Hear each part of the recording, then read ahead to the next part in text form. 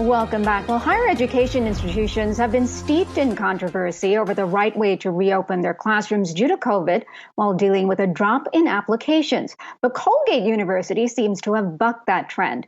Here to discuss is Brian Casey, Colgate University President. We're also joined by Yahoo Finance's Aarthi Swaminathan, our education reporter. Thank you all for being here. And when you say that there is an uptick in enrollments at Colgate, you're not talking about a small uptick. The numbers are eye-popping, Mr. Casey. Yeah, we during the pandemic, we managed to we doubled our applications. So we were up 104% from the year prior. And we're running about a third, 33% ahead of last year too. So things are on an upward trend. President Casey, we're actually going to get new numbers for all schools, right, from the clearinghouse next week. But these numbers come amid a massive sort of ramp up among schools that are just spending on marketing because they're just trying to get more students. But is this indicative of a longer term fight for more students, a longer term fight in enrollments? What are your thoughts?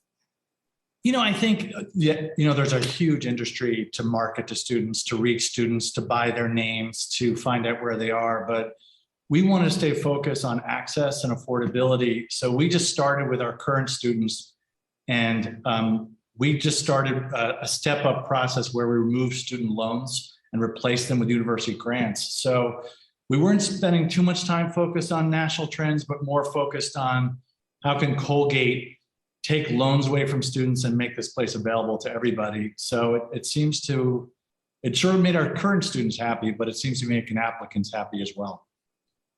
And speaking of those applicants, Brian, I know that Colgate, along with a lot of other universities, have gone test optional with the SAT and ACT because of COVID. I know your university has, at least for the students through 2023. But right. Was this something that was already in the works pre-pandemic? And do you see Colgate going back to using those standardized tests in the admissions process after 2023? We were preparing for a possible shift away from it. We could see other institutions. University of Chicago was an early mover in this, moving away from standardized tests. So we were preparing for it. And then what happened was our entire applicant pool just didn't have access to SAT tests or ACT tests. So we moved away. And it turns out that we were able to look at other factors. We looked at students who were taking hard curriculum, students who showed curiosity. So we're away from it for a while for no other reason that students still can't quite get through the system. I think it's more normal this year, but I don't see us moving back for a while, and I don't see elite institutions moving back to the SAT or ACT for the short term. I think we're all going to stay where we are for a short period. Elite institutions really set the bar, right, for other schools. But I want to talk about the endowment. You have a very big endowment in the $1 billion range at Colgate. Some schools have used federal funds and the endowment to sort of address this. You just mentioned a couple of answers ago, college affordability. So can you talk a little bit about the Colgate Commitment that you introduced, and also this issue of how rich schools can help low-income students as, we're trying to get more and more of them into college? That is such an important point. Yes, we have a $1.3 billion endowment for a relatively small school. We have very strong alumni support. So we went to our alumni and said, we want to start taking away student loans. So the first step as we went into the pandemic was to say for anyone applying and anyone at Colgate, we would take away federal loans up to 100 for those who have come from incomes of $125,000 or less.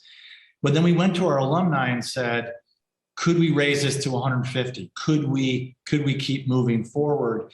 But we would need to raise several $1 million, and we were able to do it very quickly. So, we relied on our alumni to help make this possible, and they did it. So, I think institutions like Colgate, with the resources and with alumni support, why not push that effort, put those resources toward accessibility and changing student lives? I mean, one of the greatest days in my life was the day we got to send out emails to all the sophomores, juniors, and seniors and to tell them, your loans just got taken away.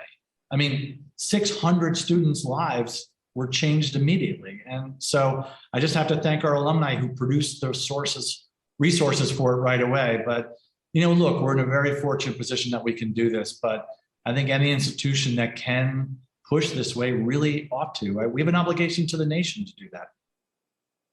President Casey, it's really commendable that your institution wants to do that, but I'm going to play devil's advocate a little bit here and ask you, how necessary is a four-year traditional college right now? I just put through two of my kids from college, and I think I'm going to be working till I'm 80 years old to pay off their student loans unless I pass it on to them, right? So in today's day and age and today's environment, isn't a trade school a cheaper alternative? Because at the end of the day, what do we want from our students? We want them to go out and be productive and get a well-paying job, right?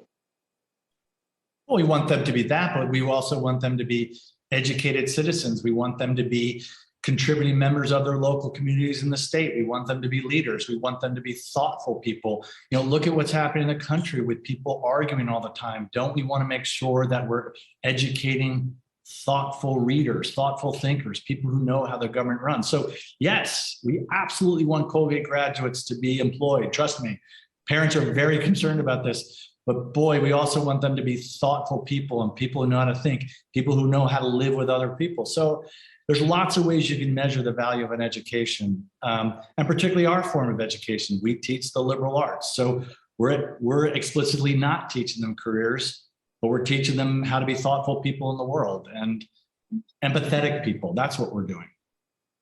So many more points that we'd love to discuss with you, but we are out of time, so we will have to leave it there. Brian Casey, Colgate University President, and Yahoo Finance's Aarthi Swaminathan, thank you so much for joining us today.